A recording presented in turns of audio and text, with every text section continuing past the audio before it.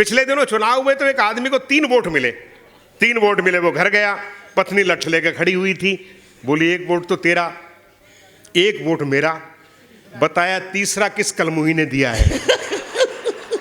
अगला संकट में पड़ गया। अच्छा, एक आदमी को तो सिर्फ 2 ही वोट मिले, 2 ही वोट मिले। वो सीधा जो है घर नहीं पहुंचा, थाने गया। थानेदार को बोला FIR दर्ज करो और मेरे को जेड सिक्योरिटी चाहिए।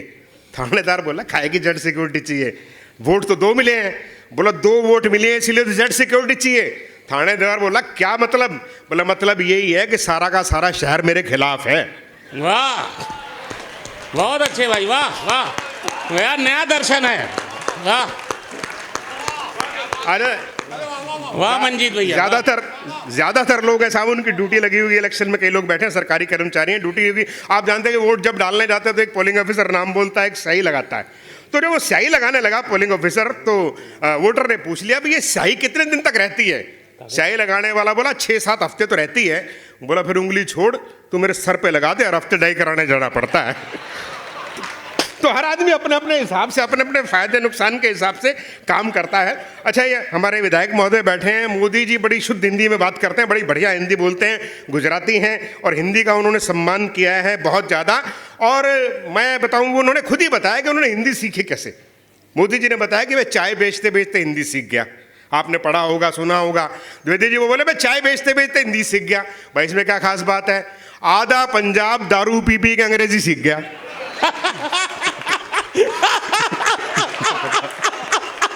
बहुत अच्छे, क्या जिंदाबाद मंजीत भाई, वाह भाई कोई खास और नई बात है तो बताओ, पुरानी बात कर रहे हो। अरे वो 2014 में जब चुनाव हुए और भारतीय जनता पार्टी की सरकार बनी, तो वो चाय पिलाई उन्होंने खूब, नमो टी स्टॉल करके चाय पीजिए। मोदी जी कभी चाय बेचा करते थे, खूब फ्री में चाय पिलाई। तो शराबी पड़ा हुआ था परले किनारे में। बोला ये मोदी जी अगर 7-8 दिन किसी शराब के ठेके पे भी काम कर लेते तो इनका क्या बिगड़ जाना था? ताली वाली आप बजा दीजिए मस्ती से जुड़ जा के। अच्छा है भाई। तो देखिए, हर आदमी अपने अपने फायदे की सोचता है, अपना लाभ जहां देखता है वहीं सोचता है। वो समाचार छपा अखबार के अंदर कि मंगल ग्रह पे बर्फ भी है और पानी भी है। आपने भी पढ़ा होगा कि मंगल ग्रह पे बर्फ भी है, पानी भी है। एक शराबी बोला दारू और नमकीन तो यहीं से लेके जानी पड़ेगी। तो अपनी अपनी स्थितियां। लेकिन मैं तो साहब यही कहूंगा कि शराब बुरी चीज है, आओ इसे खत्म करें। वाह वाह, क्या संकल्प है। शराब बुरी चीज है, आओ इसे खत्म करें। हाँ, देखो सही संदेश कविता में होना चाहिए। शराब बुरी चीज है, आओ इसे खत्म करें। 1 बोतल तुम करो, 1 बोतल हम करें, 1 बोतल हम करें। अच्छा, अपनी अपने सोच के हिसाब से चलता है। भी मेरा मतलब ये 1 बोतल तुम फोड़ो, 1 मैं फोड़ूं, 1 नाली में तुम बहाओ, 1 मैं बहाऊं। ये सारे के सारे वहीं पहुंचते हैं जहां ये पहुंचे हुए हैं। इसीलिए कहते हैं बहुत पहुंचे हुए लोग रहते हैं। अरे ये खास देखी चीज़, ये उत्तर प्रदेश है, मैं तो हरियाणा का रहने वाला हूँ साहब। अब आपके यहाँ मित्र के हिमांशु कांडपाल हैं। हाँ, कर्नल हिमांशु कांडपाल। कर्नल हिमांशु कांडपाल है, हमारे पास गोपाल कांडा है। ये कांडों को पालते हैं, वो कांड करता है। तो ये अलग अलग अंतर है साहब। अब आपके यहाँ योगी जी हैं, हमारे पास राम रहीम है।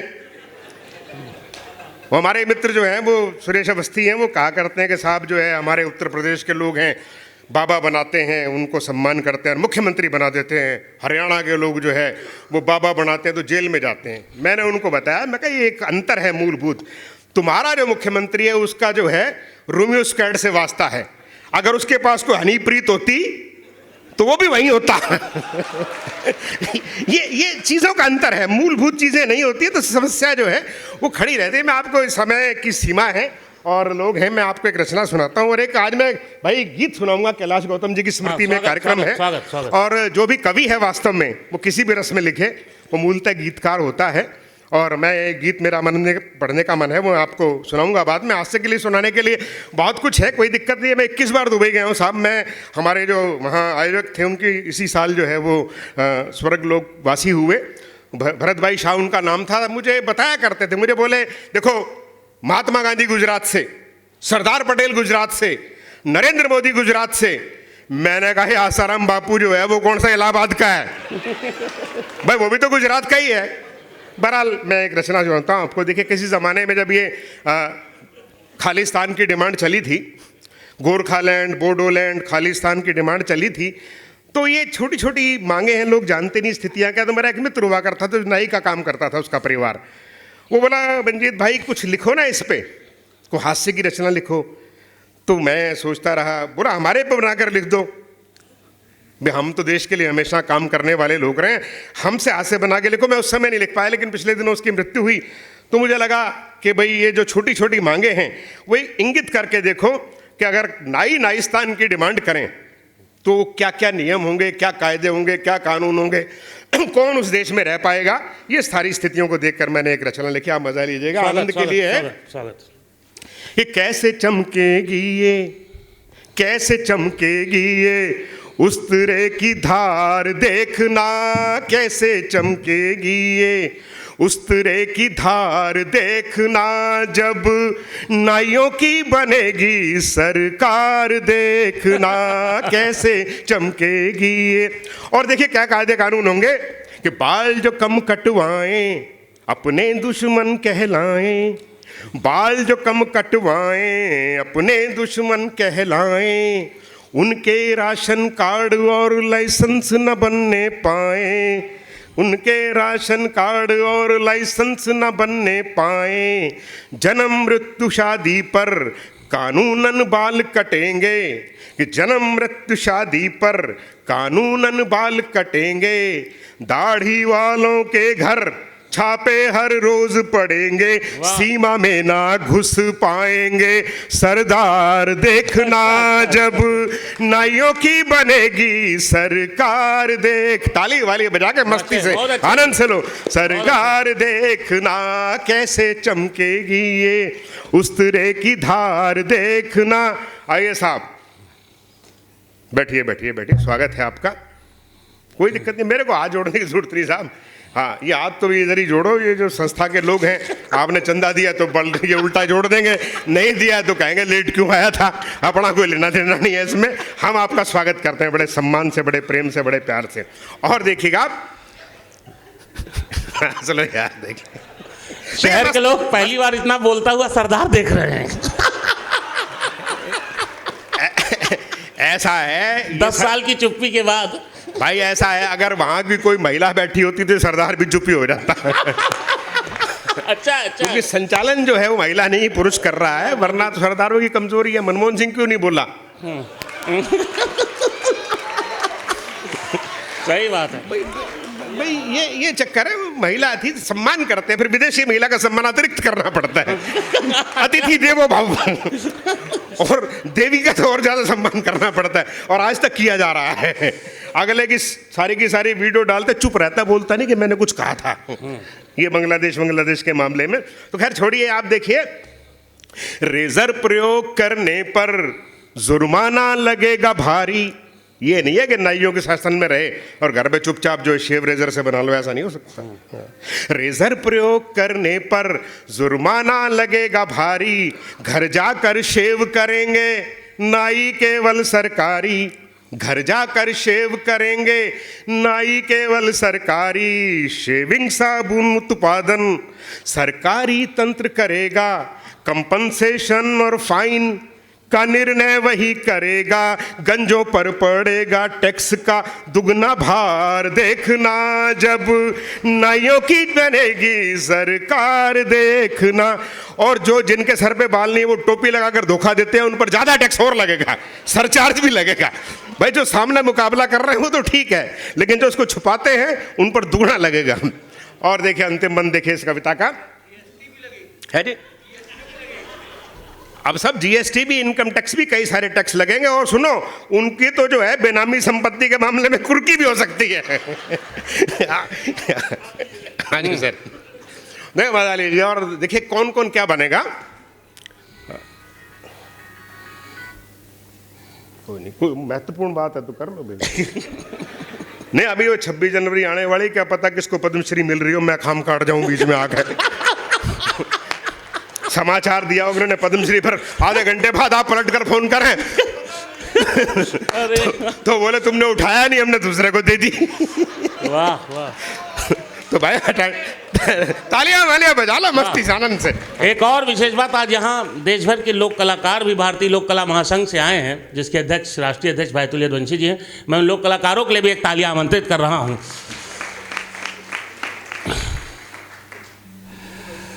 हाँ देखिए सर, बहुत अच्छे, बहुत अच्छे।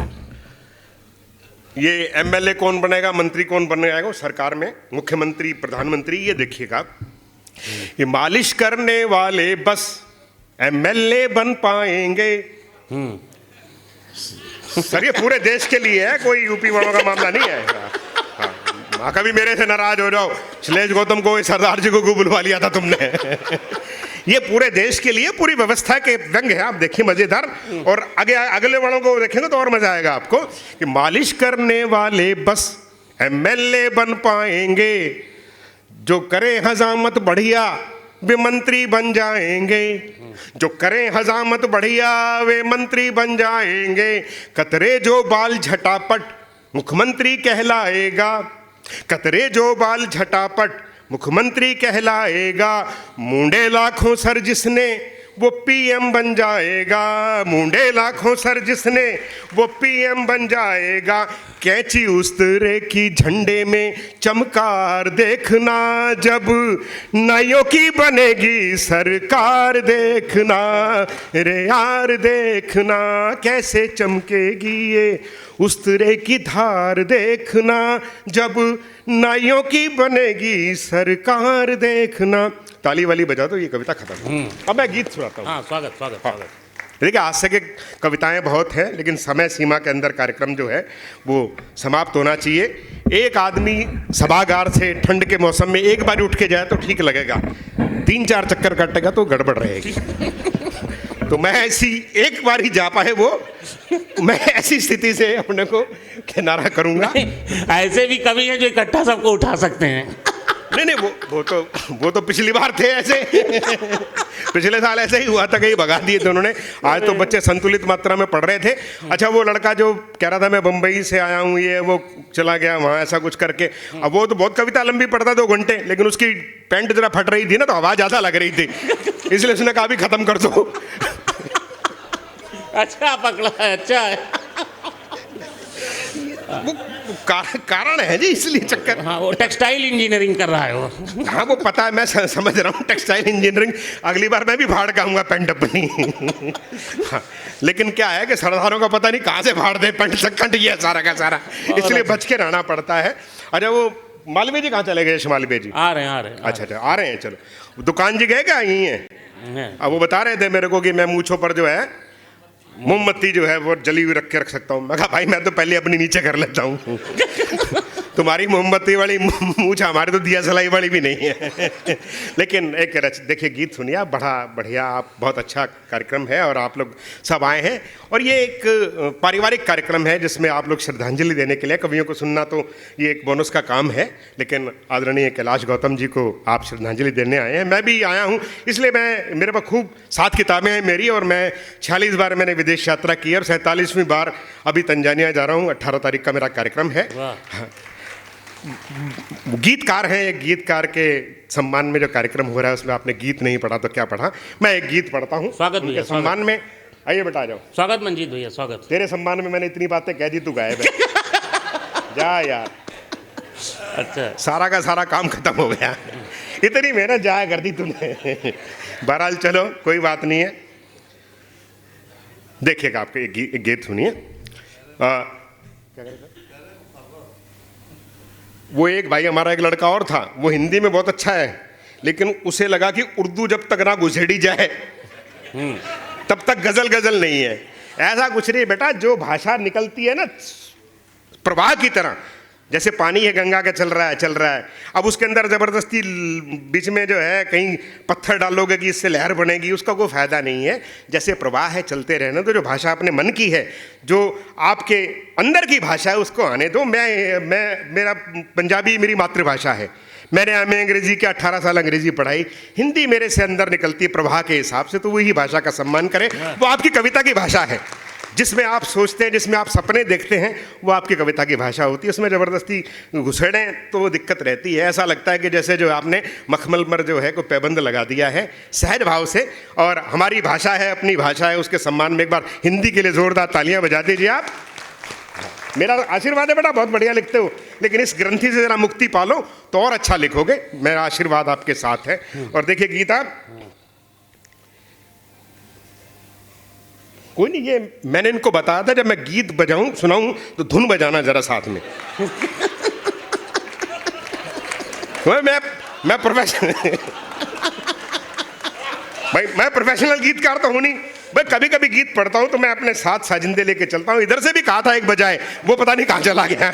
उसकी पेमेंट कट, आपकी पक्की सर।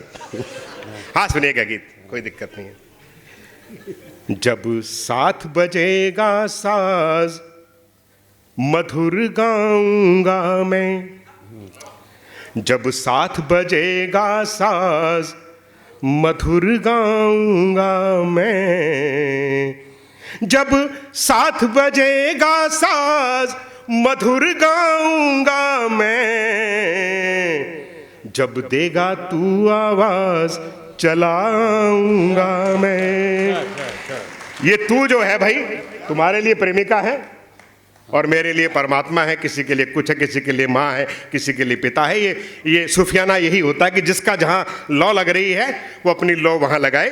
कवि की कविता जो है खुली है कि जब 7 बजेगा साज मधुर गाऊंगा मैं, जब देगा तू आवाज चलाऊंगा मैं। और सूर्योदय का समय देखिए, सूर्योदय का देखिए, जब एक किरण मुस्काती है, जब एक किरण मुस्काती है, लालिमा सी छा जाती है, जब एक किरण मुस्काती है, लालिमा सी छा जाती है, अंधियारे की काली चुनरी तब सरक सरक हट जाती है, अंधियारे की काली चुनरी तब सरक सरक हट जाती है। आशा का खोल किवाड़, आशा का खोल किवाड़ सूर्य लाऊंगा मैं, जब देगा तू आवाज चलाऊंगा मैं, जब देगा तू आवाज चलाऊंगा मैं। और देखिए आप, खुशबू से फूल कभी तूने ये वनूपवन महकाया था। खुशबू से जीवन में उतार चढ़ाव चलते रहते हैं, ये एक रास्ता है और आगे कैसे बढ़ना है। देखिए आप, खुशबू से फूल कभी तूने ये वनूपवन महकाया था, बन बीज पड़ा है धरती पर कभी शाख तेरा सरमाया था, बन बीज पड़ा है धरती पर कभी शाख तेरा सरमाया था। खुद को दे दे एतबार, खुद को दे दे एतबार, फूट आऊंगा मैं, जब देगा तू आवाज चलाऊंगा मैं। और अंतिम बंद है इस कविता का कि तेरी प्रेम कथा की पुस्तक का मैं हूं एक पन्ना बिखरा सा। वाह। तेरी प्रेम कथा की पुस्तक का मैं हूं एक पन्ना बिखरा सा, तू मुझे सहेज संभाल जरा, हो जाऊं मैं भी निखरा सा। तू मुझे सहेज संभाल जरा, हो जाऊं मैं भी निखरा सा। तेरे गीत धुनों में ही तेरी गाऊंगा मैं, जब देगा तू आवाज चलाऊंगा मैं, जब देगा तू आवाज चलाऊंगा मैं। धन्यवाद, बहुत बहुत शुक्रिया।